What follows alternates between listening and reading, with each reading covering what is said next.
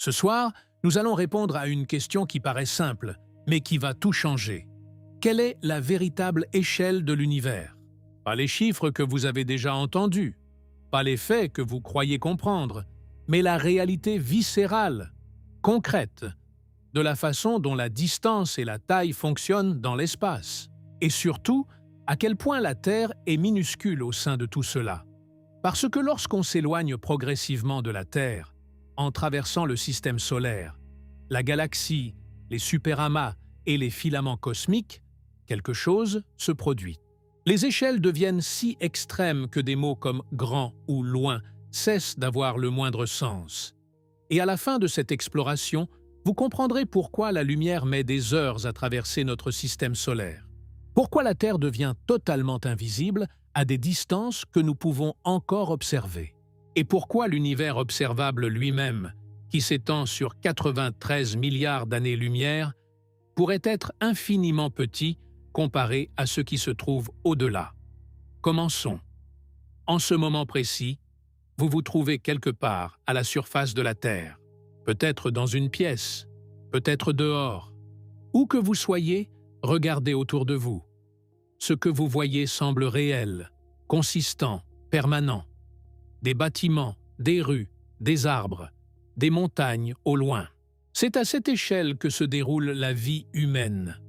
Tout ce qui vous importe personnellement existe à cette échelle. Votre maison, votre ville, les endroits que vous avez visités. De votre point de vue, la Terre est immense. Vous pourriez voyager pendant des années et ne jamais en voir chaque recoin. La circonférence de la Terre à l'équateur est d'environ 40 000 km. Si vous pouviez marcher en continu à 5 km par heure, 8 heures par jour, il vous faudrait environ 3 ans pour faire le tour du monde. La plupart des gens ne s'éloignent jamais de plus de quelques milliers de kilomètres de leur lieu de naissance. De notre point de vue humain, la Terre est vaste, suffisamment grande pour toute une vie d'exploration. Mais commençons à changer de perspective. Imaginez que vous vous trouviez dans un avion de ligne, à environ 10 km d'altitude. De là-haut, des villes entières tiennent dans votre champ de vision. Vous pouvez voir la courbure de l'horizon qui commence à devenir perceptible. Le sol en dessous ressemble à une carte. Les voitures et les maisons individuelles sont invisibles. Seuls les grands traits du paysage sont visibles. Les limites entre la ville et la campagne. Déjà, à seulement 10 km d'altitude, la Terre semble plus grande que votre expérience quotidienne ne le suggérait. Vous voyez tellement plus, mais vous êtes encore clairement sur une planète, en train de regarder sa surface. Faisons maintenant un bond beaucoup plus grand jusqu'à la Station spatiale internationale, qui orbite à environ 400 km d'altitude. De là, la vue change radicalement. Vous voyez clairement la courbure de la Terre. L'horizon se courbe en un arc évident. L'atmosphère apparaît comme une fine ligne bleue le long du bord de la planète. Elle est d'une minceur saisissante. Toute l'atmosphère, tout l'air que nous respirons, toutes les météores, tous les nuages, comprimés en une couche si mince qu'elle semble peinte dessus.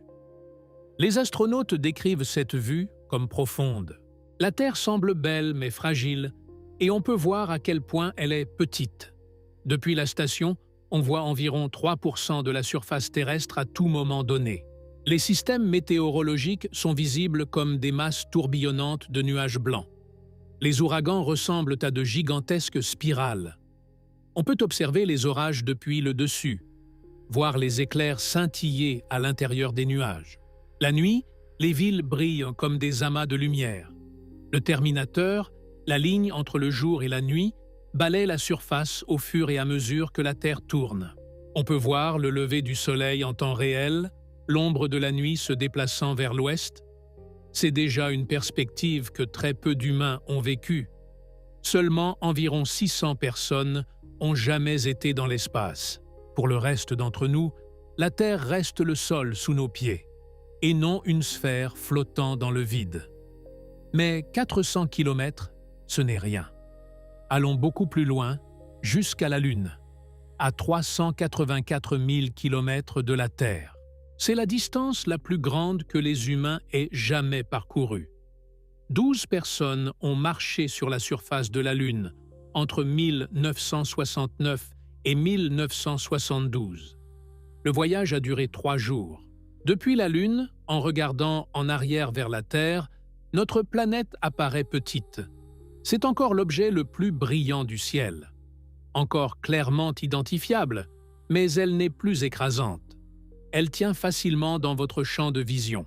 Vous pouvez la couvrir avec votre pouce.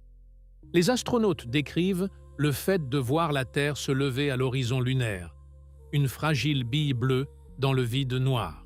Cette image, Earthrise ou lever de Terre, est devenue l'une des photographies les plus célèbres jamais prises. Elle a changé la façon dont l'humanité se voyait. Pour la première fois, nous pouvions voir notre monde entier comme un seul objet, lointain et vulnérable. La Lune elle-même mesure environ 3500 km de diamètre, soit environ un quart de la Terre. Si vous vous trouviez sur la Lune en regardant vers la Terre vous apparaîtrait environ 4 fois plus grande que la Lune, vue depuis la Terre. Toujours impressionnant, mais clairement distant. La surface de la Lune est grise et sans vie, couverte de cratères dus à des milliards d'années d'impact d'astéroïdes. Pas d'atmosphère, pas d'eau, pas de vie, juste de la roche et de la poussière. Pendant les missions Apollo, les astronautes ont laissé des empreintes dans la poussière lunaire. Ces empreintes sont encore là aujourd'hui, sans vent ni météo pour les effacer. Elles resteront pendant des millions d'années, une marque permanente de la brève visite de l'humanité sur un autre monde. Maintenant, faisons un bond beaucoup plus grand, jusqu'à une unité astronomique, 150 millions de kilomètres. C'est la distance moyenne entre la Terre et le Soleil. De là, la Terre est à peine visible. Il faut savoir exactement où regarder pour ne pas la manquer entièrement. C'est un point bleu pâle, un pixel de lumière. La Lune est complètement invisible, trop petite et trop sombre pour être vue. Si vous n'aviez pas de coordonnées précises, vous ne trouveriez jamais la Terre dans le noir. Mais le Soleil domine tout.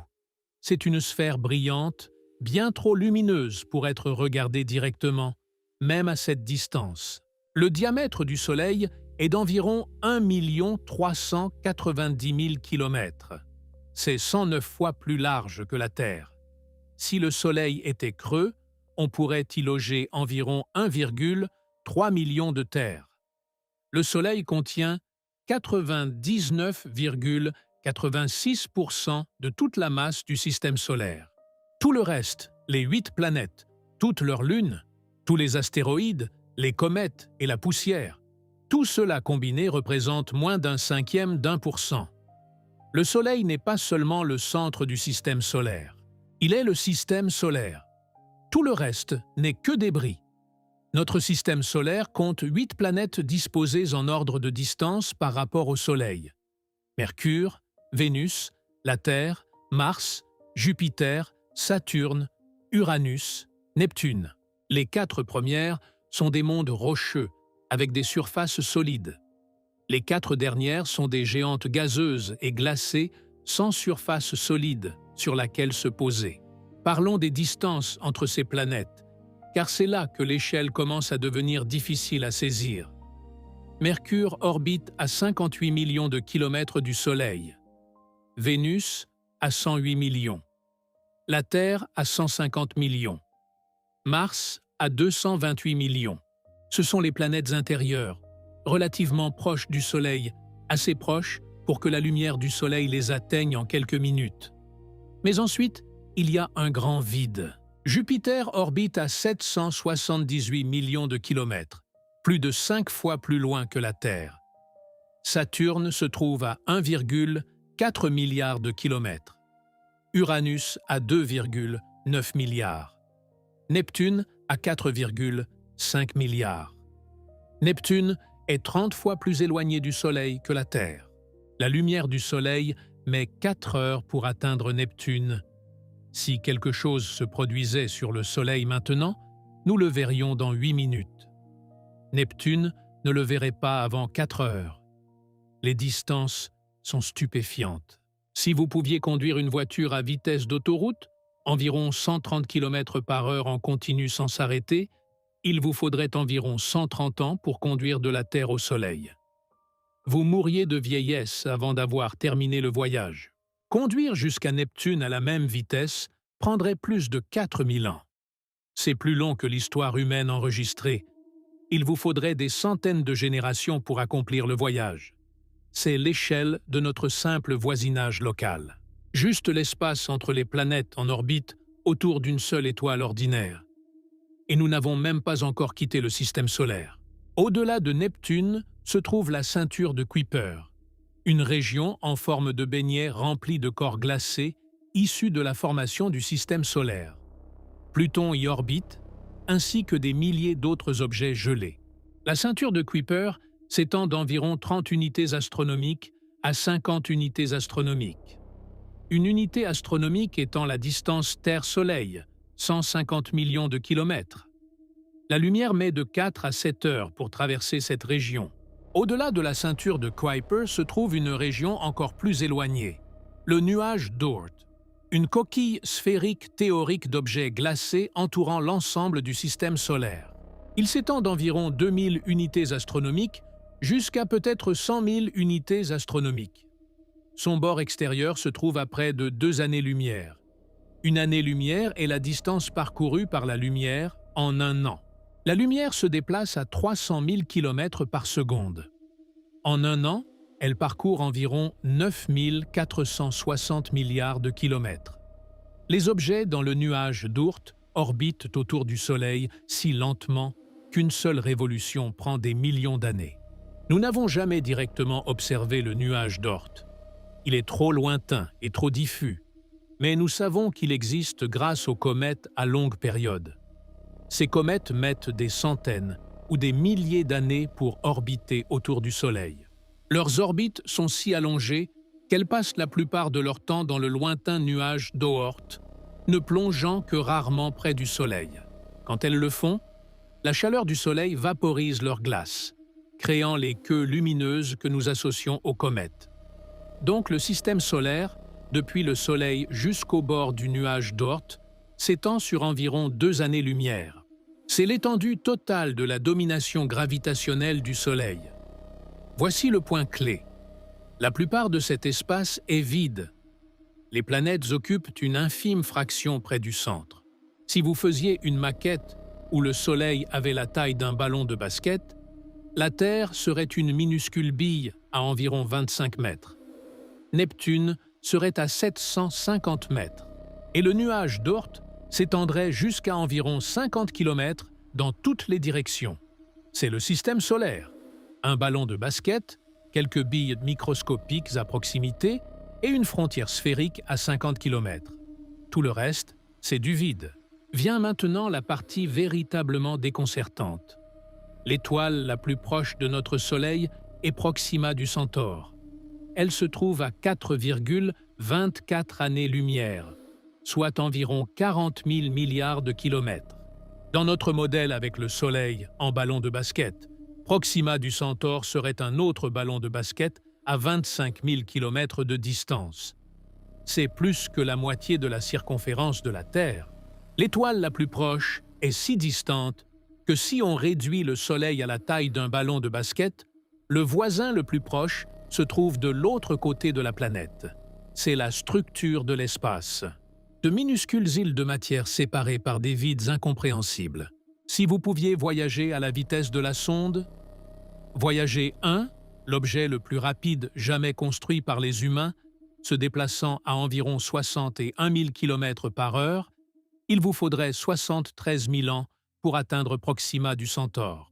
73 000 ans, plus longtemps que la civilisation humaine n'existe. Nous avons lancé Voyager en 1977. Si elle se dirigeait vers Proxima du Centaure, ce qui n'est pas le cas, elle n'y arriverait pas avant l'an 75 000. Les distances entre les étoiles sont si immenses que les voyages interstellaires restent de la science-fiction. Mais les étoiles ne sont pas dispersées au hasard dans l'espace. Elles se regroupent en galaxies. Notre Soleil fait partie de la Voie lactée. La Voie lactée est une galaxie spirale barrée contenant entre 100 et 400 milliards d'étoiles. C'est une estimation prudente, elle en a peut-être davantage. Chaque étoile a potentiellement des planètes. Beaucoup en ont probablement. Les estimations actuelles suggèrent qu'il y a plus de planètes que d'étoiles dans notre galaxie. Des centaines de milliards de mondes en orbite autour de centaines de milliards de soleils. La Voie lactée a un diamètre d'environ 100 000 années-lumière. La lumière met 100 000 ans pour traverser d'un côté à l'autre. Notre Soleil est situé à environ 26 000 années-lumière du centre galactique, dans un bras spiral mineur appelé le bras d'Orion. Nous sommes entre deux bras majeurs, dans une région relativement calme. Le Soleil orbite autour du centre galactique à environ 800 000 km/h. À cette vitesse, une orbite complète prend environ 225 millions d'années.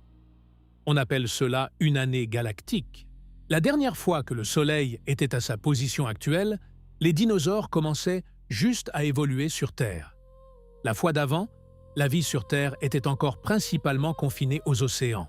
Le Soleil n'a effectué qu'environ 20 orbites depuis sa formation il y a 4,6 milliards d'années.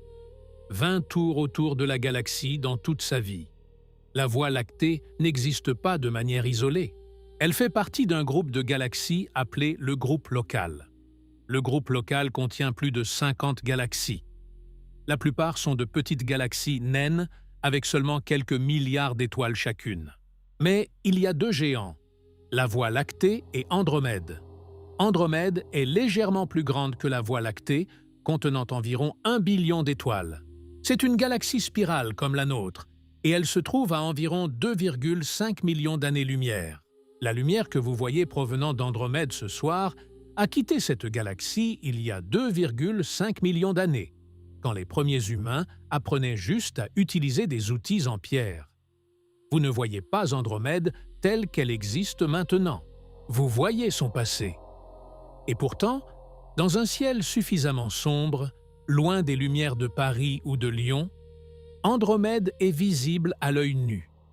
Elle apparaît comme une petite tache laiteuse dans la constellation d'Andromède, légèrement oblongue.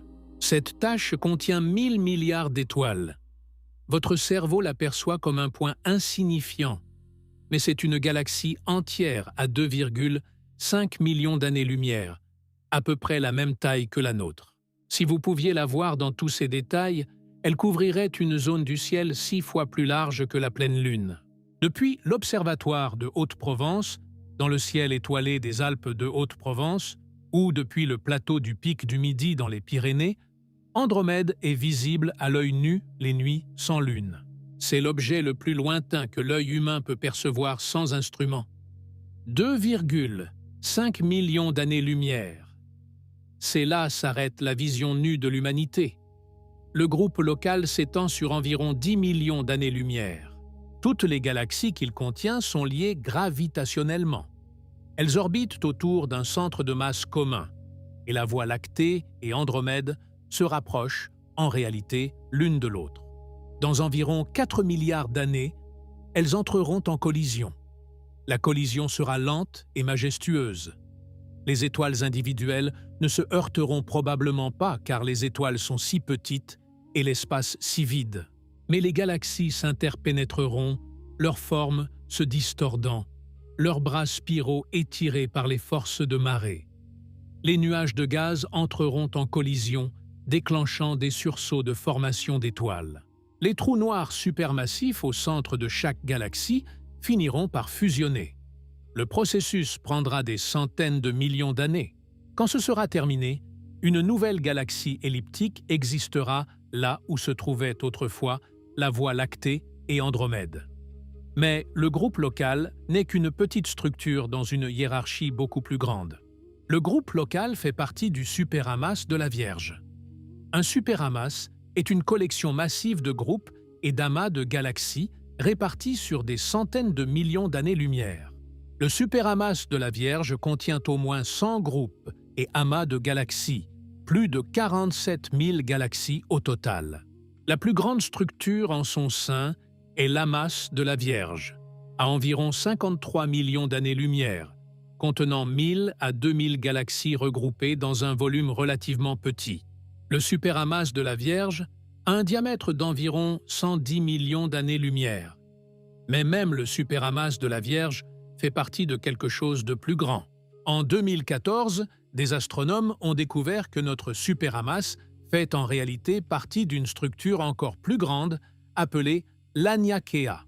Ce nom signifie « ciel immesurable » en hawaïen. L'Aniakea contient environ 100 000 galaxies réparties sur 520 millions d'années-lumière. Ce n'est pas une structure liée gravitationnellement comme une galaxie ou un amas. Elle est plutôt définie par le flux de galaxies en son sein. Toutes les galaxies de l'Aniakea se déplacent de manière coordonnée, attirées par l'influence gravitationnelle de régions denses. L'une de ces régions denses est appelée le grand attracteur. Nous ne pouvons pas le voir directement, car il est caché derrière le plan de la Voie lactée. La poussière et les étoiles de notre propre galaxie bloquent notre vue, mais nous pouvons mesurer son effet gravitationnel. Il attire des centaines de milliers de galaxies vers lui, dont la nôtre, à des vitesses de plusieurs centaines de kilomètres par seconde. Notre galaxie, ainsi que tout le reste dans notre coin de l'Aniakea, se dirige vers le grand attracteur. Nous n'y arriverons pas avant des milliards d'années, et d'ici là, l'expansion de l'univers l'aura peut-être mis hors de notre portée. Mais pour l'instant, nous sommes attirés. L'Aniakea n'est qu'un parmi de nombreux superamas similaires dispersés dans l'espace. Il existe des structures encore plus grandes. La Grande Muraille du Sloan est un filament cosmique d'environ 1,37 milliard d'années-lumière de long. La Grande Muraille, Hercule Couronne boréale, est encore plus grande, environ 10 milliards d'années-lumière d'un bout à l'autre. C'est 73% du diamètre de l'univers observable. Des structures de cette taille remettent en question notre compréhension du fonctionnement de l'univers. Ces murs et filaments font partie de ce qu'on appelle la toile cosmique. Si vous pouviez prendre de la hauteur et voir des milliards d'années-lumière dans chaque direction, vous verriez un motif en toile d'araignée. Des filaments denses de galaxies s'étirant dans l'espace, reliant des nœuds massifs où des milliers de galaxies se regroupent. Et traversant tout cela, les vides, d'énormes bulles d'espace vide, des centaines de millions d'années-lumière d'un bord à l'autre. La toile cosmique s'est formée à partir de la gravité agissant sur de minuscules fluctuations de densité dans l'univers primitif. Les régions légèrement plus denses que la moyenne ont attiré davantage de matière, devenant encore plus denses. Les régions moins denses se sont développées plus vite, devenant plus vides. Au fil de milliards d'années, ce processus a créé la structure que nous observons aujourd'hui. Nous atteignons maintenant la frontière de ce que nous pouvons observer. L'univers observable. Ce n'est pas le bord de l'univers lui-même. L'univers pourrait être infini, nous ne le savons pas. Mais l'univers observable est la région depuis laquelle la lumière a eu le temps de nous parvenir depuis le Big Bang. Le Big Bang s'est produit il y a 13,77 milliards d'années. Mais comme l'espace s'est développé pendant que la lumière voyageait vers nous, l'univers observable est plus grand qu'on ne pourrait s'y attendre. Environ 46,5 milliards d'années-lumière de rayon, 93 milliards d'années-lumière de diamètre. Tout au-delà est en dehors de notre univers observable. La lumière de ces régions ne nous est pas encore parvenue. Et parce que l'expansion de l'univers s'accélère, il existe des régions dont la lumière ne nous parviendra jamais. L'espace entre nous et elles se dilate plus vite que la lumière ne peut y voyager. Ces régions sont au-delà de l'horizon cosmique des événements, inaccessibles à jamais. L'univers observable contient un nombre estimé à 2000 milliards de galaxies. 2000 milliards de galaxies, chacune contenant de quelques millions à plusieurs milliers de milliards d'étoiles. En supposant une moyenne de 100 milliards d'étoiles par galaxie, cela représente 200 milliards de milliards de milliards d'étoiles. Et la plupart de ces étoiles ont probablement des planètes. Si la vie est extraordinairement rare, les chiffres sont si grands qu'il pourrait y avoir des millions ou des milliards de mondes vivants. Mettons la taille de la Terre en perspective par rapport à tout cela. Le diamètre de la Terre est d'environ 12 700 km. Le diamètre de l'univers observable est de 93 milliards d'années-lumière. Le rapport est d'environ 700 sextillions pour 1. L'univers observable est 700 sextillions de fois plus large que la Terre. Mais comparer les diamètres ne saisit pas toute la disparité. Le volume varie avec le cube du diamètre. Le volume de l'univers observable comparé au volume de la Terre est d'environ 3,4 fois 10 à la puissance 72. C'est un 3,4 suivi de 72 zéros. Il n'y a aucun moyen de visualiser ce nombre. Il est trop grand pour la compréhension humaine. C'est le défi de comprendre l'échelle cosmique. Nos cerveaux ont évolué pour gérer les problèmes quotidiens. À quelle distance marcher pour trouver de l'eau? Quelle est la hauteur d'un arbre? Nous sommes bons pour les distances mesurées en pas ou en heures. Nous sommes mauvais pour les échelles cosmiques. Quand vous entendez milliards ou billions ou sextillions, ce ne sont que des mots. Vous ne pouvez pas ressentir la différence entre eux. Mais essayons une approche différente. Au lieu de penser à la taille, réfléchissons à ce que l'échelle cosmique révèle sur la nature de l'univers. Premièrement, l'univers est vieux. 13,77 milliards d'années, presque 3 fois plus vieux que la Terre. Durant cette période, d'innombrables générations d'étoiles ont vécu et sont mortes. Les premières étoiles se sont formées quelques centaines de millions d'années seulement après le Big Bang. Elles étaient massives, de courte durée, composées uniquement d'hydrogène et d'hélium. Quand elles sont mortes dans des explosions de supernovae, elles ont dispersé des éléments plus lourds dans l'espace. Carbone, oxygène, fer, silicium. Ce cycle s'est répété sur des milliards d'années, chaque génération d'étoiles enrichissant l'espace en éléments plus lourds. La Terre est faite des cendres de plusieurs générations d'étoiles mortes.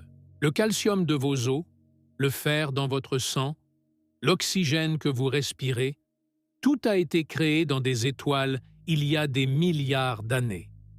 Vous êtes littéralement fait de poussière d'étoiles. Deuxièmement, l'univers est structuré, pas aléatoire. La matière se regroupe à toutes les échelles. Des particules forment des atomes forment des molécules forment de la poussière forme des planètes. Les planètes orbitent autour des étoiles. Les étoiles se regroupent en galaxies. Les galaxies en groupes. Les groupes en amas. Les amas en superamas. Les superamas en filaments délimitant des vides. Cette hiérarchie existe à cause de la gravité. Troisièmement, l'univers est en expansion. Dans les années 1920, Edwin Hubble a découvert que les galaxies lointaines s'éloignaient de nous. Plus elles sont loin, plus elles s'éloignent vite. Ce schéma est exactement ce qu'on attendrait si l'espace lui-même se dilatait. Ce ne sont pas les galaxies qui se déplacent dans l'espace, c'est l'espace qui se dilate et qui emporte les galaxies avec lui. En remontant le temps, la dilatation conduit à un point où tout était comprimé en un état infiniment petit et infiniment dense, le Big Bang.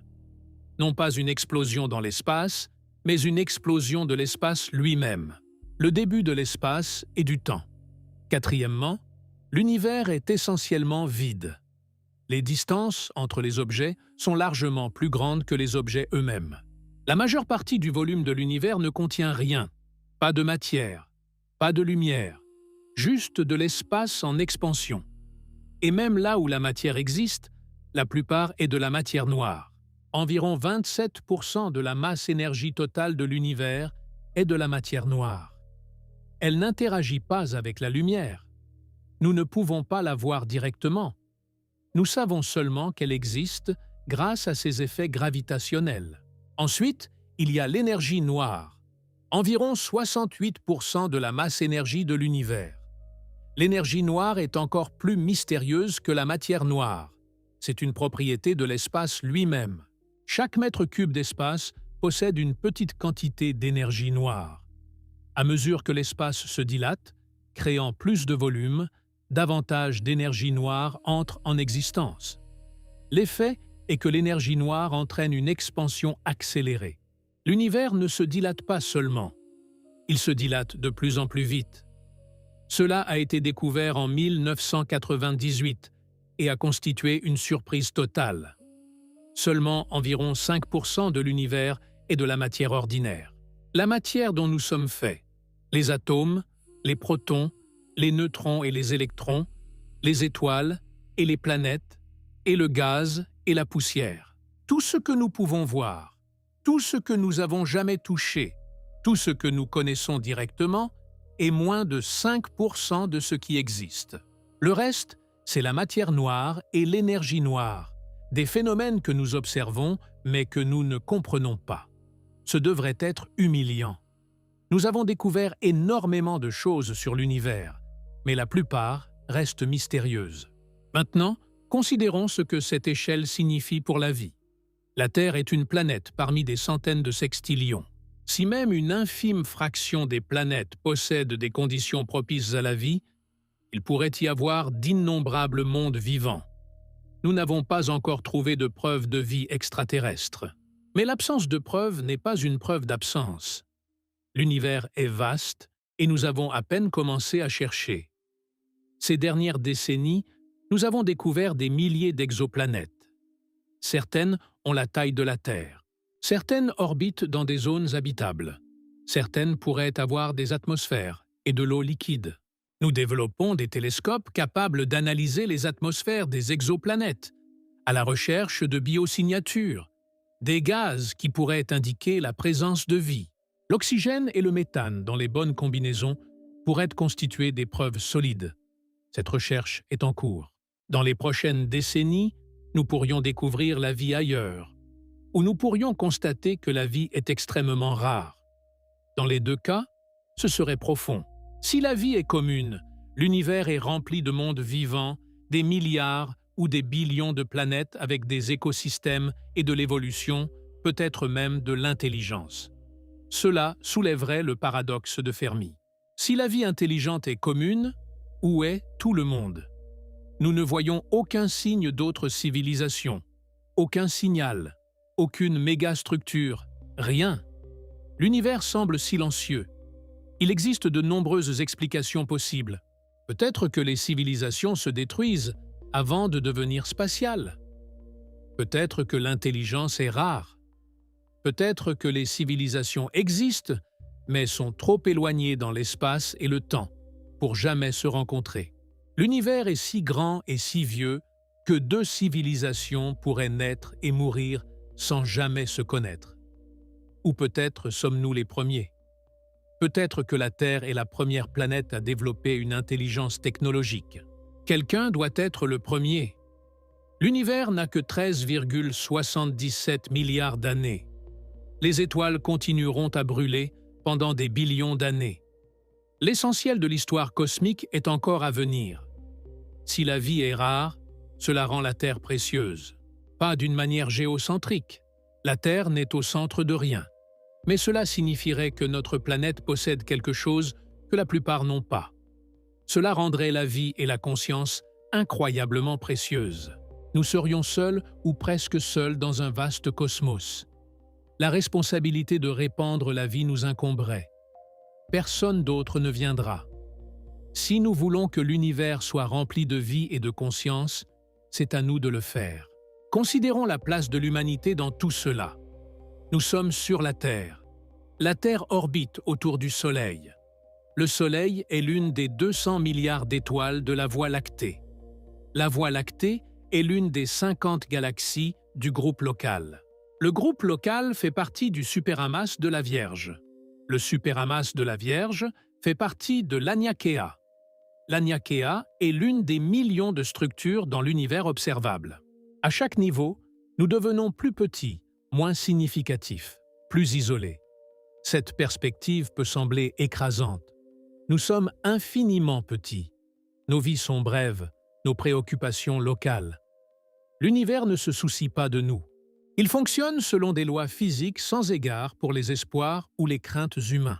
Les étoiles brûlent, les galaxies entrent en collision, l'espace se dilate, l'entropie augmente, le tout suivant des règles mathématiques qui n'ont aucune notion de but ou de sens.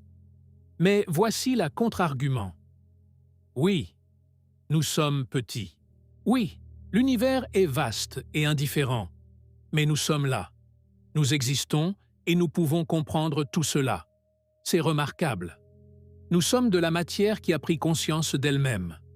Nous sommes l'univers qui s'expérimente lui-même. Chaque pensée, chaque question sur l'existence, c'est le cosmos qui réfléchit à sa propre nature. Vous n'êtes pas séparés de l'univers. Vous en faites partie. Vous en êtes fait.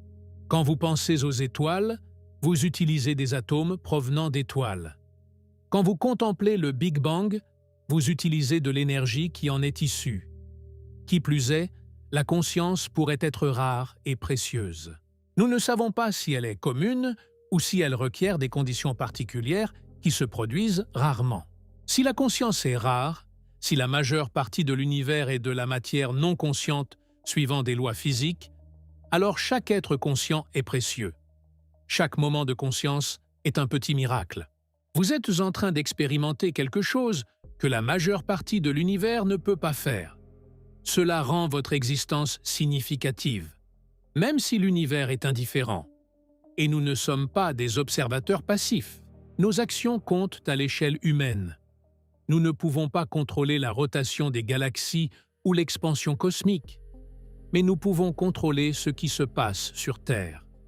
Nous pouvons choisir comment nous nous traitons mutuellement.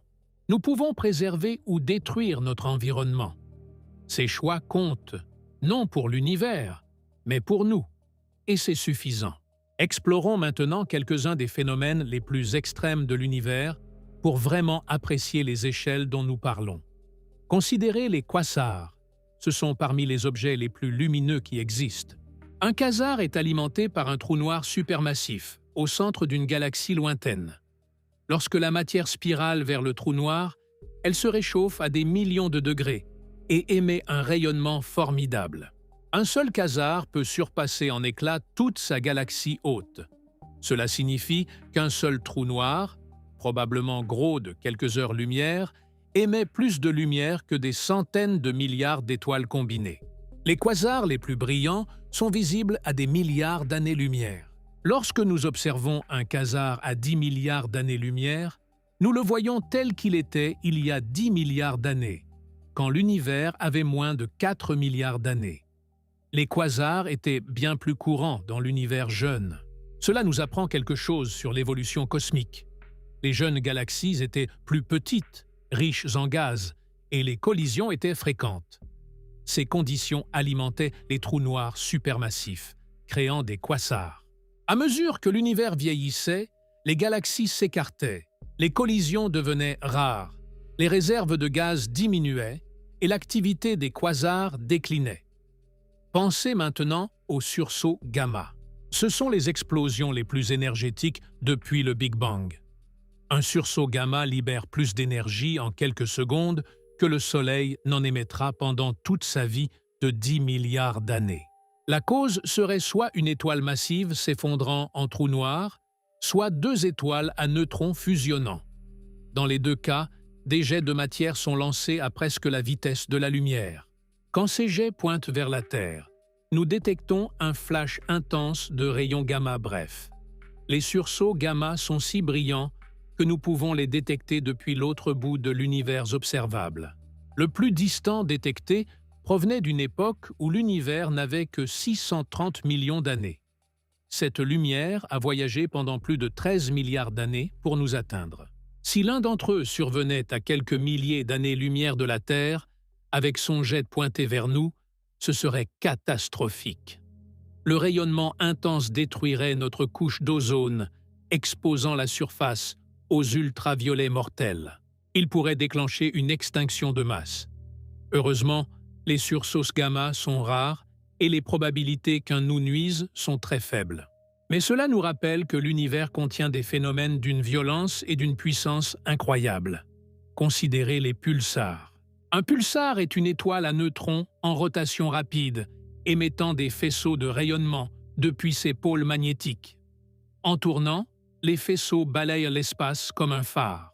Si la Terre se trouve dans le chemin d'un faisceau, nous détectons des impulsions régulières.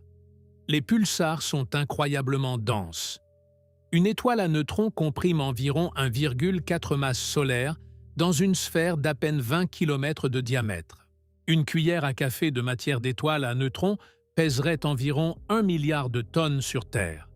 Le pulsar le plus rapide connu tourne 716 fois par seconde. 716 rotations complètes chaque seconde. Sa surface se déplace à environ 20% de la vitesse de la lumière. Les trous noirs poussent la densité encore plus loin. Un trou noir est une région où la gravité est si forte que rien, pas même la lumière, ne peut s'en échapper. La frontière est l'horizon des événements. Une fois que quelque chose le franchit, il est piégé pour toujours. Tous les chemins à travers l'espace-temps mènent vers l'intérieur, vers la singularité au centre. Les trous noirs existent en différentes tailles. Les trous noirs de masse stellaire ont des masses entre 3 et quelques dizaines de masses solaires. Les trous noirs supermassifs au centre des galaxies ont des masses de millions à des milliards de masses solaires. Le trou noir central de la Voie lactée, Sagittarius A étoile, a environ 4,3 millions de masses solaires. Malgré cette masse énorme, son horizon des événements n'a qu'un rayon d'environ 12 millions de kilomètres, plus petit que l'orbite de Mercure. Le trou noir supermassif au centre de M87 a environ 6,5 milliards de masses solaires. Son horizon des événements a un rayon d'environ 19 milliards de kilomètres, plus grand que l'orbite de Pluton. Ce trou noir est si massif que le télescope à horizon des événements en a capturé l'image en 2019. L'image montre une région sombre entourée d'un anneau brillant de gaz chaud spiralant vers l'intérieur. Les trous noirs défient la physique. À la singularité, la densité devient infinie et la physique connue s'effondre. Nous avons besoin d'une théorie de la gravité quantique pour comprendre ce qui se passe là. Mais nous n'avons pas encore cette théorie. La relativité générale et la mécanique quantique, les deux théories les plus réussies, sont incompatibles aux échelles des singularités de trous noirs. C'est l'un des plus grands problèmes ouverts de la physique théorique. Pensons plus explicitement aux échelles de temps cosmiques. L'univers a 13,77 milliards d'années. Mais que signifie cela concrètement? Le Big Bang s'est produit il y a 13,77 milliards d'années. Dans la première fraction de seconde, l'inflation a étendu l'univers de manière exponentielle. À une seconde d'âge, il s'était assez refroidi pour que les protons et les neutrons se forment. À 3 minutes, la fusion nucléaire a créé de l'hélium et de petites quantités de lithium. L'univers était encore trop chaud pour former des atomes. C'était un plasma de noyaux et d'électrons, opaque à la lumière. Environ 380 000 ans après le Big Bang, l'univers s'est suffisamment refroidi pour que les électrons se combinent avec les noyaux, formant des atomes neutres. C'est la recombinaison. Quand cela s'est produit, la lumière a pu voyager librement. Cette lumière est ce que nous voyons comme le fond diffus cosmologique, la lumière la plus ancienne de l'univers, un instantané de quand il avait 380 000 ans. Cette lumière a voyagé à travers l'espace en expansion pendant 13,39 milliards d'années. L'expansion l'a étirée, la décalant du visible vers les micro-ondes. Mais elle est toujours là, venant de toutes les directions, une relique de l'histoire ancienne. Pendant des centaines de millions d'années après la recombinaison, l'univers était sombre. Pas d'étoiles, pas de galaxies, juste de l'hydrogène et de l'hélium gazeux se refroidissant et se regroupant sous l'effet de la gravité. Cette période est les âges sombres cosmiques. Elle a pris fin quand les premières étoiles se sont formées, probablement environ 100 à 200 millions d'années après le Big Bang. Ces premières étoiles étaient massives, des centaines de fois plus massives que le Soleil. Elles brûlaient fort et vite, vivant seulement quelques millions d'années avant d'exploser en supernovae. Leurs explosions ont enrichi l'espace en premiers éléments lourds: carbone, oxygène, silicium, fer. Ces éléments se sont mélangés avec de l'hydrogène primordial et de l'hélium. La génération suivante d'étoiles avait une chimie légèrement plus complexe. Les galaxies se sont formées à partir de fusions de structures plus petites. Les premières galaxies étaient petites et irrégulières, contenant des millions plutôt que des milliards d'étoiles. Notre système solaire s'est formé il y a environ 4,6 milliards d'années, 9,2 milliards d'années après le Big Bang. L'univers était déjà vieux. De nombreuses générations d'étoiles avaient vécu et étaient mortes. Le nuage de gaz qui s'est effondré pour former le système solaire contenait des éléments d'étoiles plus anciennes. Voilà pourquoi la Terre possède des éléments lourds. Ils n'ont pas été créés lors du Big Bang.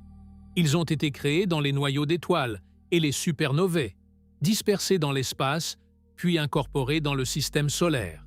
La Terre s'est formée peu après le Soleil, dans les 50 à 100 millions d'années. La Terre primitive était infernale, bombardée par des astéroïdes et des comètes, si chaude que sa surface était principalement en fusion. Pas d'oxygène dans l'atmosphère, pas d'océan, certainement pas de vie. Mais les conditions se sont améliorées. Les bombardements ont ralenti. La surface s'est refroidie et solidifiée. La vapeur d'eau a condensé, formant les premiers océans. Vers 4 milliards d'années, la Terre avait des océans liquides. À un moment entre 3,7 et 4 milliards d'années, la vie est apparue. Nous ne savons pas exactement quand ni comment.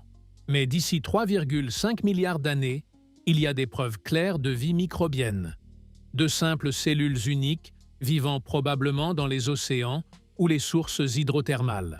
Pendant la majeure partie de l'histoire de la Terre, la vie est restée sous forme de simples cellules uniques, des bactéries et des archées. Rien que vous ne puissiez voir sans microscope. Cela a duré environ 3 milliards d'années. Réfléchissez-y.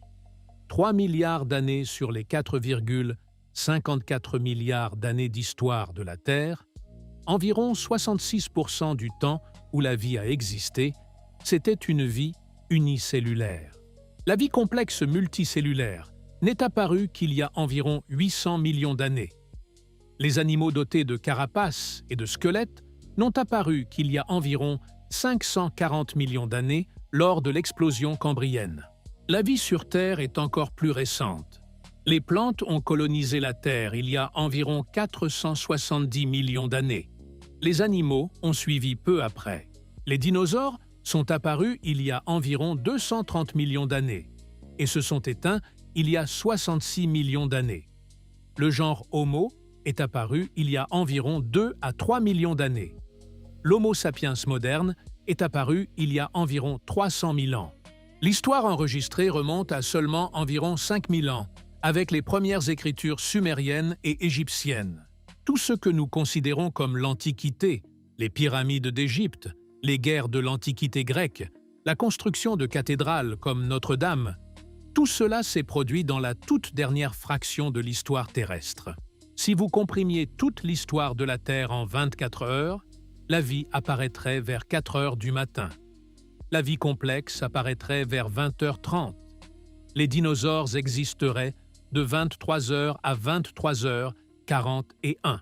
Les humains apparaîtraient dans les dernières secondes avant minuit. L'histoire enregistrée serait le dernier dixième de seconde. Votre vie serait un éclair d'une brièveté incommensurable. Cette échelle temporelle est aussi humiliante que l'échelle spatiale.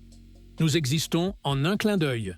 La Terre a existé pendant 1/3 de l'âge de l'univers.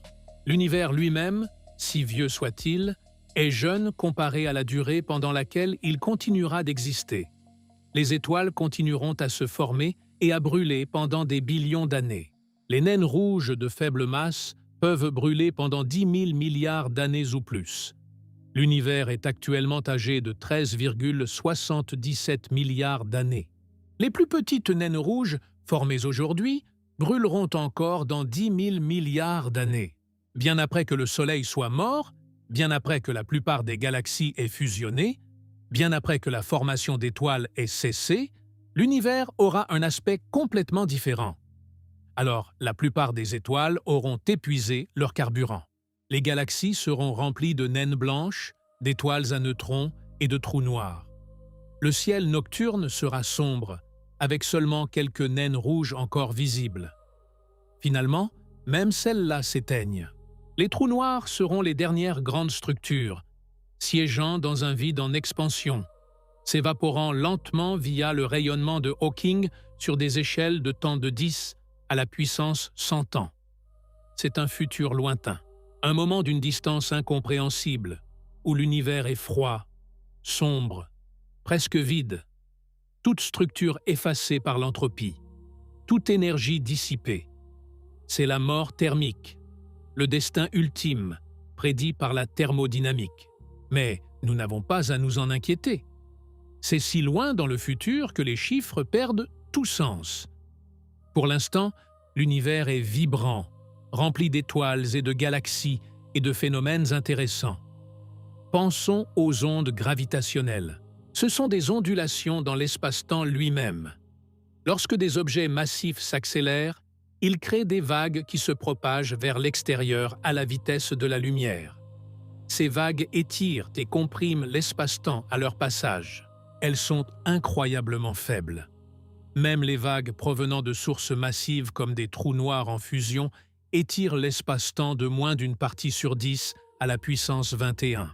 C'est moins que la largeur d'un proton par rapport à la distance à l'étoile la plus proche. Pour détecter quelque chose d'aussi infime, il fallait construire les instruments les plus sensibles jamais créés. LIGO, l'Observatoire interférométrique laser d'ondes gravitationnelles, dispose de 2 installations séparées par 3000 km. Chacune possède 2 bras de 4 km de long disposés en L. Des lasers rebondissent dans les bras.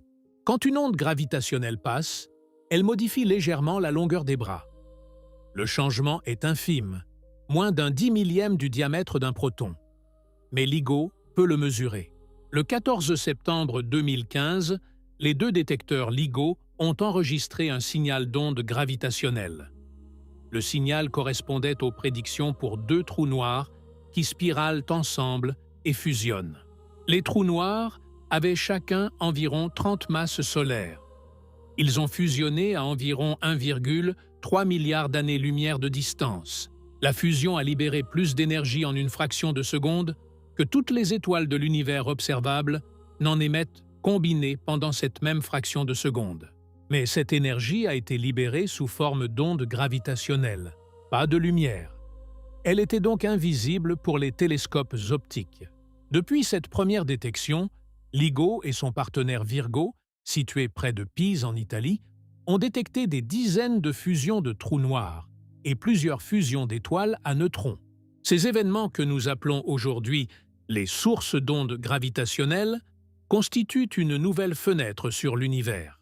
Pendant des siècles, l'astronomie s'est faite uniquement avec la lumière, visible d'abord, puis avec les ondes radio, les rayons X, les rayons gamma. Chaque nouvelle fenêtre a révélé de nouveaux phénomènes. Les ondes gravitationnelles sont la dernière fenêtre ouverte et elles nous permettent d'observer des processus complètement invisibles à toutes les formes de lumière. Un trou noir ne brille pas. 2 trous noirs qui fusionnent n'émettent aucune lumière. Mais ils font vibrer l'espace-temps avec une intensité colossale. LIGO peut l'entendre, pour ainsi dire, dans le registre des infrasons, si on convertit les données en sons. Ces fusions créent les éléments lourds, l'or, le platine, l'uranium, tous les métaux précieux sont forgés quand les étoiles à neutrons entrent en collision et explosent. Ces éléments ont été projetés dans l'espace, mélangés à des nuages de gaz, et finalement incorporés dans des planètes comme la Terre. L'or dans les bijoux, le platine dans les pots catalytiques, l'uranium dans les centrales nucléaires comme celles de Flamanville ou de Cadarache, tout cela vient de catastrophes cosmiques survenues il y a des milliards d'années. Nous aussi, nous sommes faits de catastrophes cosmiques. Maintenant, pensons au futur de l'univers.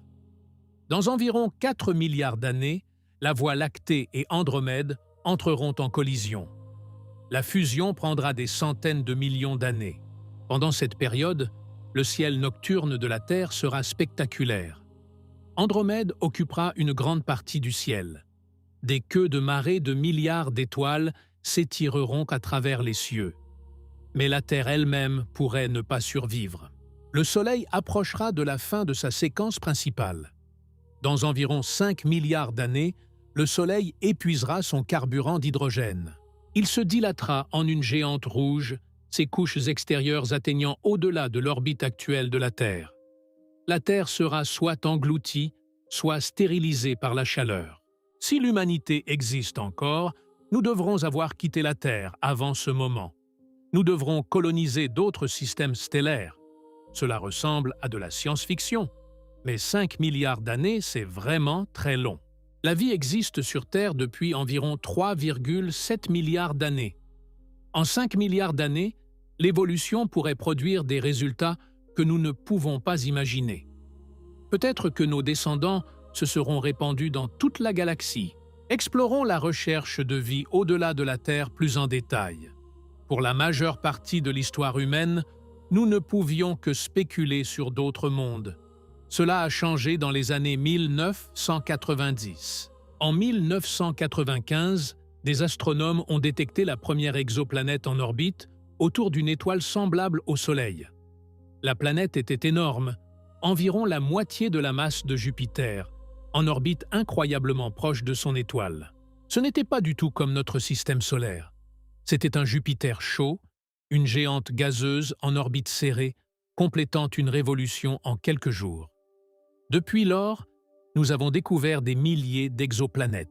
On en compte maintenant plus de 5000 confirmées, avec des milliers d'autres candidates en attente de confirmation.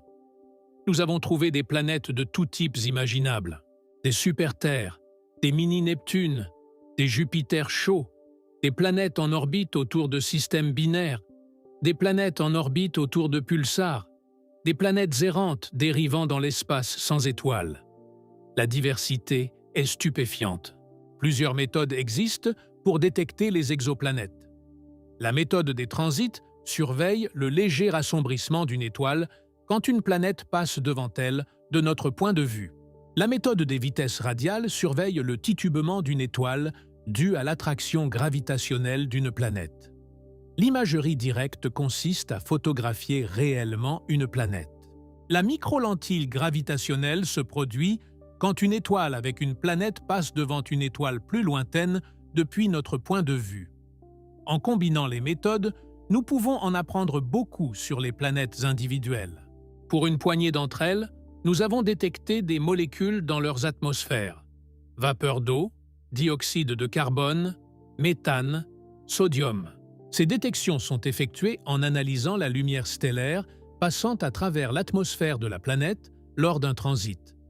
Cela mène à la possibilité de détecter des biosignatures, des signes de vie. Sur Terre, l'oxygène est produit par des organismes photosynthétiques. Sans vie, l'atmosphère terrestre aurait très peu d'oxygène libre. La présence d'oxygène significatif combiné au méthane dans une atmosphère pourrait indiquer la vie, car ces gaz sont chimiquement incompatibles. Sans reconstitution constante, ils réagiraient et disparaîtraient. Sur Terre, la vie produit les deux. Les plantes produisent de l'oxygène. Les microbes et les ruminants produisent du méthane. La présence simultanée des deux est une biosignature potentielle. Les futurs télescopes pourraient être en mesure de détecter ces combinaisons de gaz dans les atmosphères des exoplanètes. Au cours des prochaines décennies, nous pourrions peut-être découvrir la vie sur un autre monde. Pas nécessairement une vie intelligente, probablement juste une vie microbienne. Mais même cela serait profond. Cela prouverait que la vie n'est pas unique à la Terre. Et si la vie microbienne est commune, peut-être que la vie complexe l'est aussi. Il faut être prudent. Il existe des manières non biologiques de produire ces gaz. L'oxygène peut provenir de la décomposition de l'eau par les ultraviolets. Le méthane peut venir de l'activité volcanique. Nous devons exclure les explications non biologiques avant de prétendre avoir trouvé de la vie. Cela requiert une analyse atmosphérique détaillée, et une compréhension de la géologie et de la chimie de la planète. C'est complexe, mais possible. Dans notre propre système solaire, certains endroits sont candidats à abriter une forme de vie. Europa, une lune de Jupiter, cache sous sa croûte de glace un océan d'eau liquide chauffé par les forces de marée. Encelade, une lune de Saturne, projette dans l'espace des geysers d'eau mêlée de molécules organiques, récemment confirmées par la sonde Cassini. Mars, bien que froide et sèche aujourd'hui, a abrité de l'eau liquide il y a des milliards d'années. Des missions comme Persévérance cherchent activement des traces fossiles de vie ancienne dans les sédiments du cratère Jezero. Et Titan, une autre lune de Saturne, possède une atmosphère épaisse avec des lacs et des rivières. Non pas d'eau, mais d'éthane et de méthane liquide. Une chimie radicalement différente de la nôtre, mais suffisamment complexe pour que certains scientifiques spéculent sur des formes de vie basées sur d'autres solvants. Nous n'avons pas encore trouvé de réponse, mais la question est devenue scientifique. Nous avons des instruments dans l'espace, des rovers sur Mars, des sondes en route vers les lunes glacées. Dans les prochaines décennies, nous pourrions avoir une première réponse. Et cette réponse, quelle qu'elle soit, changera notre vision de l'univers et de nous-mêmes. Maintenant, pensons à l'aspect temporel de la lumière cosmique. La lumière du Soleil met 8 minutes pour atteindre la Terre. Cela signifie que nous voyons le Soleil tel qu'il était il y a 8 minutes. Si le Soleil disparaissait soudainement, nous ne le saurions pas pendant 8 minutes. Pendant ces 8 minutes, on continuerait de voir le Soleil briller normalement. On continuerait de sentir sa chaleur. Puis soudainement, il s'éteindrait. Le ciel s'obscurcirait en plein jour. La température commencerait à chuter en quelques heures. Les premières gelées toucheraient les régions polaires en quelques jours. En quelques semaines, la surface de la Terre deviendrait inhabitable sans infrastructure artificielle de chauffage. Voilà ce que signifie concrètement la vitesse finie de la lumière. L'information ne peut pas voyager instantanément. Il y a toujours un délai entre un événement et notre connaissance de cet événement. Pour les étoiles proches, ce délai se mesure en années. Alpha du Centaure est à 4,37 années-lumière. Si elle explosait cette nuit, nous ne la verrions pas avant 4,37 ans. Dans l'intervalle, nous la verrions briller normalement, complètement inconscient qu'elle est déjà morte. Pour les galaxies lointaines, le délai se mesure en millions ou en milliards d'années. La galaxie d'Andromède est à 2,5 millions d'années-lumière. La lumière que nous voyons d'elle ce soir a 2,5 millions d'années. Andromède pourrait avoir un aspect complètement différent maintenant. Quand nous observons des quasars à des milliards d'années-lumière, nous voyons l'univers tel qu'il était il y a des milliards d'années. Ces quasars n'existent peut-être plus. Les galaxies qui les abritaient ont peut-être fusionné avec des voisines. Nous observons une histoire ancienne, incapable de voir l'état actuel des objets distants. Cela crée une situation étrange. Plus nous regardons loin dans l'espace, plus nous regardons loin dans le passé. Si nous pouvions observer simultanément une galaxie à 10 milliards d'années-lumière et une galaxie à 1 milliard d'années-lumière, nous verrions deux époques différentes de l'histoire cosmique. Elles ne se produisent pas en même temps. Elles sont séparées de milliards d'années. Mais nous les voyons en même temps parce que leur lumière a mis différentes durées pour nous parvenir. C'est fondamentalement différent de la façon dont nous vivons le temps dans la vie quotidienne. Cet entrelacement de l'espace et du temps est l'un des enseignements les plus profonds de la relativité. L'espace et le temps ne sont pas séparés.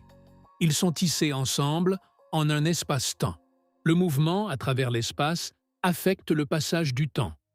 La gravité, que nous considérons comme une force, est en réalité l'espace-temps courbé. Les objets massifs courbent l'espace-temps autour d'eux. Les planètes orbitent autour des étoiles, non pas parce qu'elles sont attirées, mais parce qu'elles suivent des trajectoires droites à travers un espace-temps courbé. Les équations d'Einstein nous indiquent comment la matière et l'énergie courbent l'espace-temps et comment l'espace-temps courbé affecte le mouvement de la matière et de l'énergie. Ces équations ont été testées de manière extensive et n'ont jamais failli. Elles prédisent des choses que nous avons confirmées. La courbure de la lumière des étoiles par la gravité du Soleil, la précession de l'orbite de Mercure, la dilatation temporelle gravitationnelle, le décalage vers le rouge gravitationnel, l'existence de trous noirs, les ondes gravitationnelles. Passons maintenant à quelques réflexions sur la signification de tout cela pour l'existence humaine. Nous sommes de petites créatures sur une petite planète, dans un vaste univers. Nos vies sont brèves. L'univers est ancien et existera encore pendant un temps incompréhensible après notre disparition. Les êtres humains vivent typiquement 70 à 90 ans. La civilisation humaine a environ 10 000 ans. Notre espèce a environ 300 000 ans. L'univers a 13,77 milliards d'années. Le rapport entre une vie humaine et l'âge de l'univers est d'environ 1 sur 200 millions. Vous vivez pendant environ un 200e millionième de la durée pendant laquelle l'univers a existé. Et dans l'espace, nous sommes encore plus insignifiants.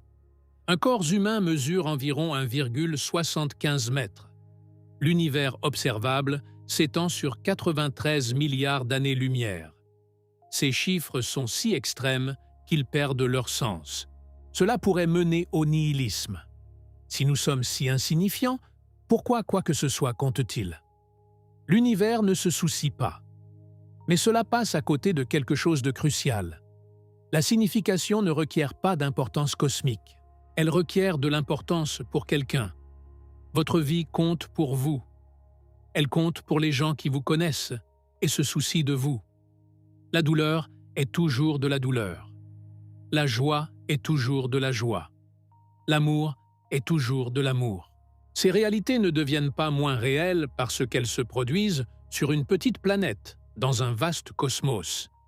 Il y a aussi la perspective selon laquelle nous ne sommes pas séparés de l'univers.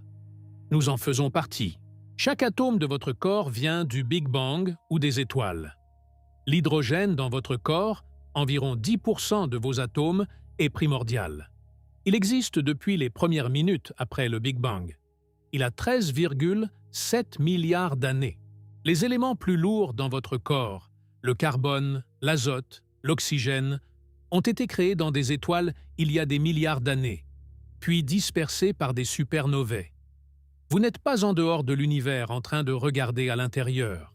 Vous êtes l'univers organisé d'une certaine façon consciente, d'une façon qui peut penser, ressentir et s'émerveiller. En un sens très réel, vous êtes la façon dont l'univers se découvre lui-même. Quand vous regardez des étoiles, l'univers se regarde lui-même. Quand vous pensez au Big Bang, l'univers contemple sa propre origine. Et il y a l'exploit de la compréhension. Malgré notre petite taille et notre brièveté, les humains ont déchiffré la structure de l'univers. Nous avons mesuré son âge, sa taille, sa composition. Nous avons découvert comment fonctionnent les étoiles, comment se forment les galaxies, comment évolue le cosmos. Cette réalisation a requis des millénaires d'observations et des siècles de théories. Elle a requis des milliers de personnes travaillant sur des générations, chacune bâtissant sur les travaux précédents. La liste est longue. Galilée pointant sa lunette vers le ciel depuis Florence, Herschel cartographiant les nébuleuses depuis l'Angleterre, Messier cataloguant les galaxies depuis Paris, Hubble découvrant l'expansion de l'univers, les astronomes de Saint-Ouen, l'observatoire de la Côte d'Azur ou du plateau de Bure mesurant les décalages vers le rouge. Aucune seule personne n'aurait pu le faire. C'est un accomplissement cumulatif de la civilisation. Et cela continue. Chaque année, nous en apprenons davantage. Il y a encore des mystères. La matière noire et l'énergie noire restent mystérieuses. Nous ne comprenons pas pleinement le Big Bang ni ce qui l'a précédé. Nous n'avons pas encore trouvé de vie ailleurs. Nous ne savons pas si l'univers est fini ou infini. Ces mystères sont passionnants, pas frustrants. Ils signifient que la science n'est pas terminée. Considérons la toile cosmique sous un autre angle. Le fond diffus cosmologique est le reflet du Big Bang. Il vient de toutes les directions presque parfaitement uniforme. La température est d'environ 2,7 Kelvin partout, soit environ 2,7 degrés au-dessus du zéro absolu. Très froid. Mais la température n'est pas exactement uniforme. Il y a de minuscules fluctuations d'environ une partie sur 100 000. Certaines régions légèrement plus chaudes, d'autres légèrement plus froides. Ces fluctuations représentent de minuscules variations de densité dans l'univers primitif. Les régions légèrement plus denses que la moyenne avaient légèrement plus de gravité, attirant davantage de matière, devenant encore plus dense. Au fil de centaines de millions d'années, ces fluctuations minuscules se sont développées en galaxies et en amas. Le fond diffus cosmologique est essentiellement une photo de bébé de l'univers, montrant les graines qui ont ensuite grandi pour former toute la structure cosmique. En étudiant les modèles de fluctuations, les cosmologues déterminent les propriétés clés de l'univers, l'âge de l'univers, le taux d'expansion, la géométrie de l'espace, la quantité de matière noire, d'énergie noire, tout cela à partir d'une analyse du fond micro-ondes. C'est l'une des observations les plus importantes de la cosmologie. Une autre observation clé est le décalage vers le rouge des galaxies lointaines. Quand Edwin Hubble a observé les galaxies dans les années 1920, il a remarqué quelque chose de particulier. La lumière des galaxies lointaines s'était décalée vers des longueurs d'onde plus rouges. Plus la galaxie était lointaine, plus le décalage vers le rouge était grand. Hubble a interprété cela comme une preuve que l'univers est en expansion. Si l'espace se dilate, la lumière qui le traverse est étirée, augmentant sa longueur d'onde, se décalant vers le rouge. La découverte que l'expansion s'accélère, annoncée en 1998, a été un choc. La plupart des physiciens s'attendaient à ce que l'expansion ralentisse. La gravité devrait tout rapprocher, décélérant l'expansion. Mais les observations ont montré le contraire. Quelque chose pousse l'espace à l'écart, contrecarrant la gravité. C'est l'énergie noire. L'énergie noire est inconnue. L'explication la plus simple est la constante cosmologique, un terme qu'Einstein avait ajouté aux équations de la relativité générale. Einstein l'a introduit pour permettre un univers statique, la croyance dominante à l'époque. Quand Hubble a découvert l'expansion, Einstein a prétendument appelé la constante cosmologique sa plus grande erreur et l'a supprimée. Mais il s'avère que la constante cosmologique pourrait bien être réelle. Si l'énergie noire est la constante cosmologique, c'est une propriété du vide, de l'espace vide lui-même. Le vide quantique n'est pas réellement vide. Des particules virtuelles apparaissent et disparaissent constamment. Ces fluctuations quantiques ont de l'énergie. Mais voici le problème. Quand on fait le calcul, la valeur prédite de la constante cosmologique est environ 10 puissance 120 fois plus grande que celle observée. Un écart de 120 ordres de grandeur. La pire prédiction de l'histoire de la physique. Quelque chose dans notre compréhension est manifestement erroné. Peut-être que l'énergie noire n'est pas la constante cosmologique. Peut-être que c'est quelque chose de dynamique qui change dans le temps, ce qu'on appelle la quintessence. Ou peut-être que la relativité générale est incorrecte aux grandes échelles. Ce sont des domaines de recherche actifs. Pour l'instant, l'énergie noire reste mystérieuse. La matière noire l'est tout autant. Nous savons qu'elle existe parce que nous en voyons les effets gravitationnels, mais nous ne l'avons jamais détectée directement. La matière noire n'émet pas, n'absorbe pas et ne reflète pas la lumière. Elle n'interagit pas électromagnétiquement du tout. Autant que nous puissions dire, elle n'interagit que via la gravité. Plusieurs lignes de preuve pointent vers l'existence de la matière noire. Les courbes de rotation des galaxies montrent que les galaxies tournent plus vite qu'elles ne le devraient d'après la seule masse visible. La lentille gravitationnelle montre que les amas contiennent plus de masse que la matière visible ne l'explique. Le modèle de fluctuation du fond diffus cosmologique correspond aux prédictions uniquement si la matière noire existe. Les simulations de formation de structures montrent que la toile cosmique ne peut pas se former sans matière noire. Le candidat principal est les WIMPs, les particules massives à faible interaction. Des particules hypothétiques avec une masse quelque part entre 10 et 10 000 fois celle d'un proton. Plusieurs expériences ont tenté de les détecter directement, en plaçant de grands détecteurs profondément sous terre pour se protéger des rayons cosmiques. Jusqu'à présent, aucune détection concluante. La recherche continue. Comprendre la matière noire est l'un des plus grands objectifs de la physique et de l'astronomie. C'est une composante fondamentale de l'univers, la majorité de la matière qui existe. Sans elle, les galaxies ne se formeraient pas, les étoiles ne se formeraient pas, nous n'existerions pas. Maintenant, pensons brièvement à quelques idées spéculatives. L'idée que notre univers n'est peut-être qu'un parmi d'autres, le multivers, est controversée. De nombreux physiciens pensent qu'elle ne peut pas être testée et n'est donc pas de la science. D'autres pensent qu'elle est une conséquence naturelle de certaines théories. Il existe différents concepts de multivers. Si l'espace est infini, ce qu'il pourrait être, alors tout ce qui peut se produit quelque part. Il y aurait infiniment de régions de l'espace comme la nôtre.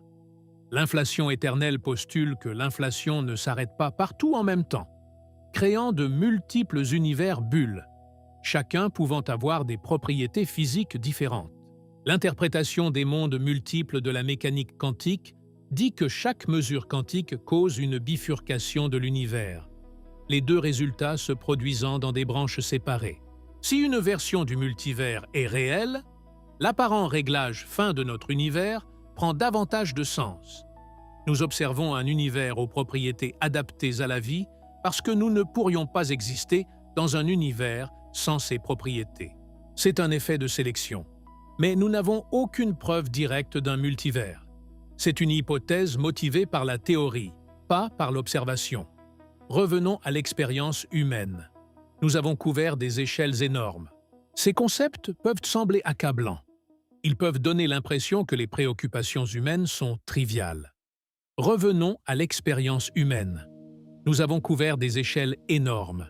Ces concepts peuvent sembler accablants. Ils peuvent donner l'impression que les préoccupations humaines sont triviales. Mais voici une autre façon de les aborder. Pensons à notre sphère d'influence réelle. En ce moment, notre influence s'étend seulement à la Terre et à ses environs immédiats. Nous avons envoyé des sondes aux confins du système solaire. Voyager 1 se trouve à environ 23 milliards de kilomètres de la Terre, encore techniquement dans le système solaire, mais très loin.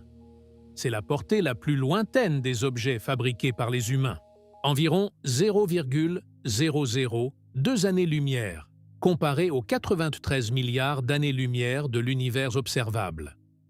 C'est une sphère d'influence d'une infime petitesse. Mais elle grandit lentement, très lentement. La lumière provenant de la Terre, les signaux radio, les émissions de télévision, se propagent vers l'extérieur à la vitesse de la lumière. Les premières émissions radio remontent au début du XXe siècle, il y a environ 120 ans. Ces signaux se trouvent maintenant à environ 120 années-lumière. N'importe quelle civilisation dans cette sphère pourrait potentiellement détecter nos signaux, bien qu'ils soient très faibles à cette distance. Dans 1000 ans, notre sphère d'information fera 1000 années-lumière de rayon. Dans 1 million d'années, 1 million d'années-lumière. En supposant que nous continuions à émettre, nous annonçons notre présence à une sphère croissante de la galaxie. Mais les limites sont réelles. À cause de l'accélération de l'expansion cosmique, il existe une distance au-delà de laquelle la lumière ne nous atteindra jamais. Peu importe combien de temps nous attendons. L'horizon cosmique des événements se trouve actuellement à environ 16 milliards d'années-lumière. Tout ce qui se trouve au-delà est hors de portée pour toujours. L'univers observable fait environ 10 puissance 27 mètres d'un bout à l'autre. Un être humain fait environ 1 mètre. La longueur de Planck, la plus petite longueur signifiante en physique, est d'environ 10 puissance moins 35 mètres. Nous sommes plus proches de la moyenne géométrique entre la plus petite et la plus grande échelle que nous ne le sommes de l'une ou l'autre des deux extrêmes. Cela signifie que nous sommes bien placés pour comprendre les deux échelles, très grande est très petite. Nous pouvons étudier les atomes et nous pouvons étudier les galaxies. Nous existons aussi à un moment unique, l'ère stellifère, quand les étoiles brillent. Avant cette ère, l'univers était trop jeune pour des structures complexes. Après cette ère, il sera trop vieux. Les étoiles auront brûlé. Cette fenêtre durera des billions d'années. Mais comparée à la durée de vie ultime de l'univers, mesurée en googol d'années, c'est bref. Nous vivons pendant la jeunesse de l'univers, sa période la plus vibrante.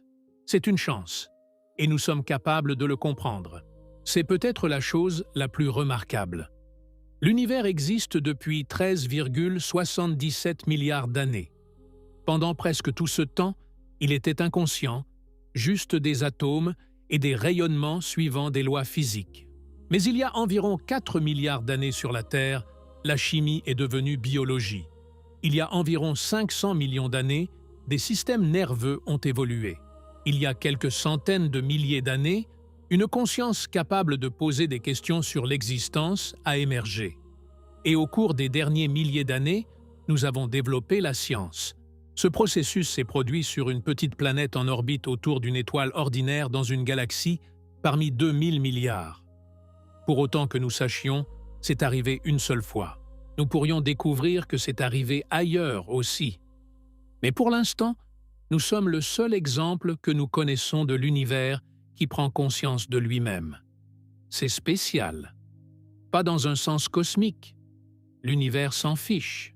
Mais dans un sens réel et significatif. Nous sommes de la matière organisée d'une façon qui lui permet de contempler sa propre existence. C'est rare, peut-être extraordinairement rare. Et c'est précieux, parce que sans conscience, sans observateur, l'univers serait sans signification. Non pas dans le sens où il n'existerait pas. Il existerait. Les étoiles brûleraient, les galaxies tourneraient, mais personne ne le saurait, personne ne le comprendrait, personne ne l'apprécierait. La conscience crée la signification par sa seule existence. Quand vous regardez un coucher de soleil sur les Alpes ou sur la Méditerranée et que vous le trouvez beau, vous créez de la signification. Le coucher de soleil se produirait que vous le voyez ou non. Mais la beauté n'existe que parce que vous êtes là pour l'éprouver. L'univers est vaste et ancien, et principalement vide. Mais les parties qui comptent, qui ont de la signification, sont les parties où la conscience existe. Et c'est peut-être une infime fraction du total. Mais c'est la fraction qui compte. Sans elle, le reste n'est que de la matière suivant des équations. Avec elle, l'univers devient connaissable, expériençable, significatif. Alors oui, nous sommes petits. Oui, nous sommes brefs. Oui, l'univers est indifférent à notre existence. Mais nous ne sommes pas indifférents. Nous nous soucions. Nous expérimentons. Nous comprenons. Et cela transforme petit et bref en quelque chose de profond. Parce que dans l'univers observable entier, s'étirant sur 93 milliards d'années-lumière et contenant 2000 milliards de galaxies, nous pourrions être parmi les très rares, peut-être les seuls êtres capables de comprendre la véritable échelle de cette l'existence. Ce n'est pas rien, c'est tout. Quand vous y réfléchissez de cette façon, l'échelle de l'univers ne nous diminue pas. Elle nous contextualise. Elle nous montre où nous nous inscrivons dans le grand schéma. Elle révèle à quel point la conscience est improbable et précieuse.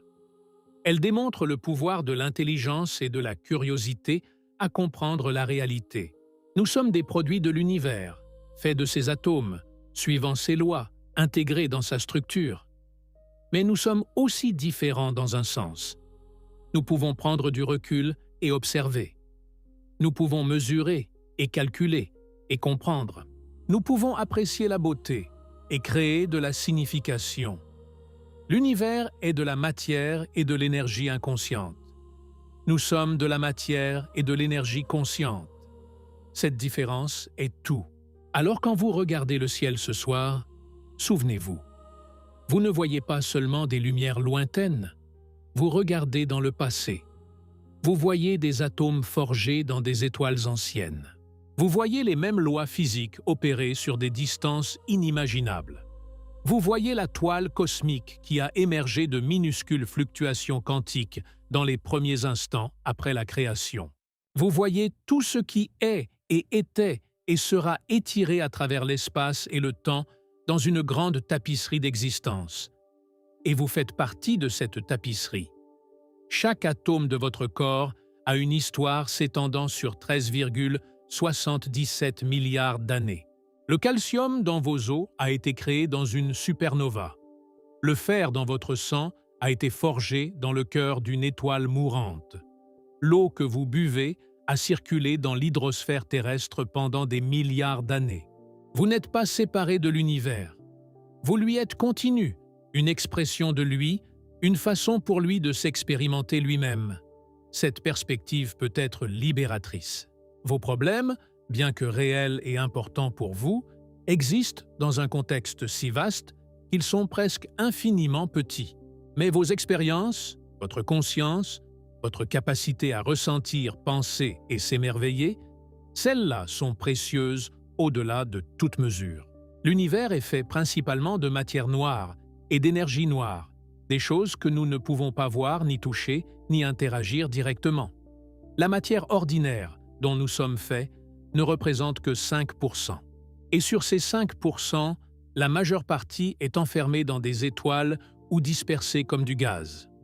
Une infime fraction forme des planètes.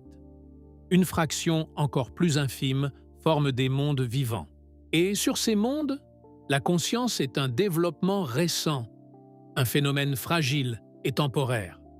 Pourtant, vous voilà, conscient de vous-même, capable de comprendre que vous êtes un arrangement d'atomes parmi d'innombrables autres, capable de saisir l'échelle de l'univers même si vous êtes infiniment petit en son sein, capable d'apprécier la beauté même si l'univers ne contient aucune beauté inhérente, capable de créer de la signification même si l'univers suit des lois mathématiques sans signification.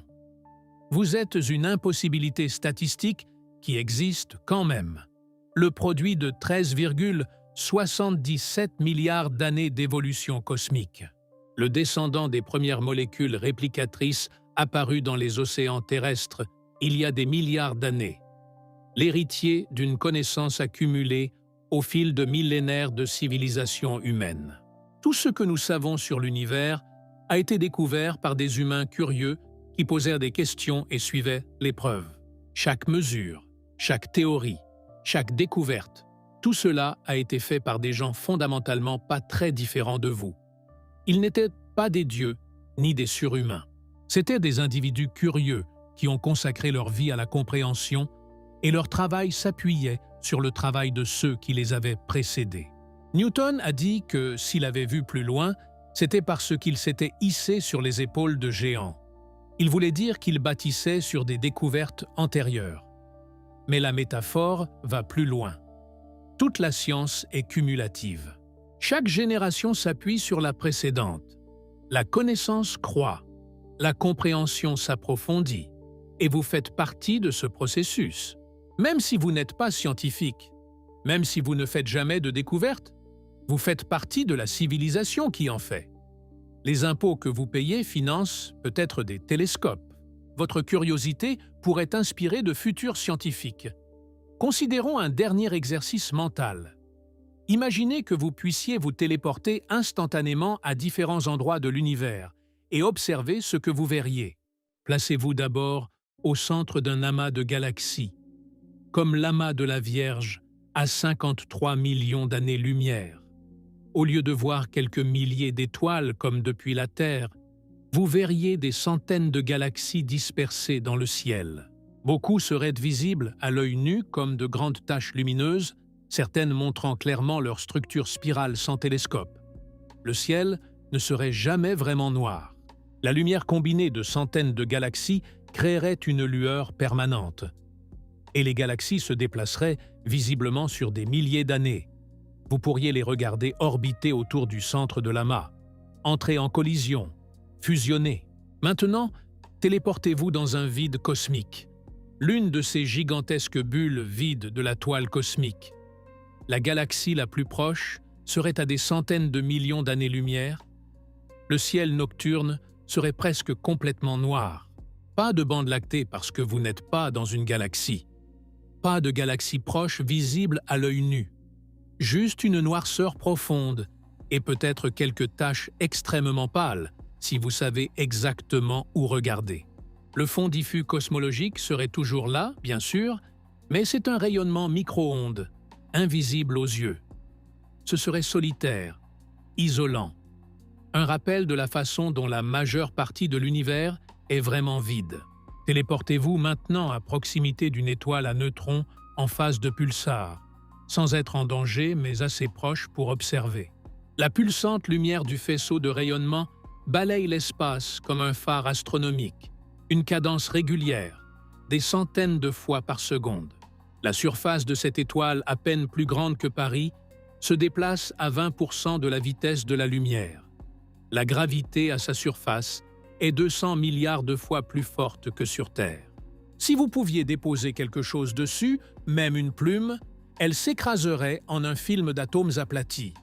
Téléportez-vous enfin aux abords d'un trou noir stellaire, pas assez près pour être aspiré, mais assez pour voir.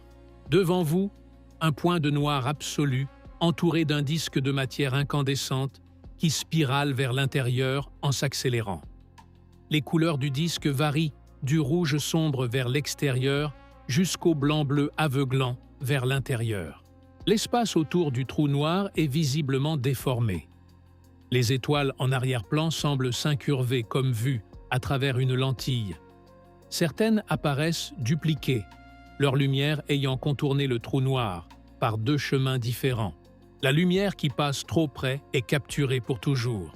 Aucune information ne peut plus revenir vers vous depuis l'horizon des événements. C'est la frontière de la causalité, la limite du connaissable.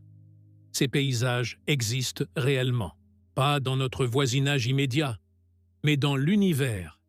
Des milliards d'étoiles à neutrons, des milliards de trous noirs, des millions d'amas de galaxies, une diversité de phénomènes d'une richesse inimaginable. La plupart que nous n'observerons jamais directement, mais que nous pouvons comprendre mathématiquement et qui continuent d'exister que nous les regardions ou non. Plus vieux que nous ne pouvons pleinement l'imaginer, plus complexe que nous ne pouvons complètement le saisir. Mais nous pouvons en saisir des morceaux. Nous pouvons le mesurer. Nous pouvons l'explorer. Nous pouvons nous en émerveiller. Souvenez-vous, vous êtes petit. Oui, impossiblement, incompréhensiblement petit.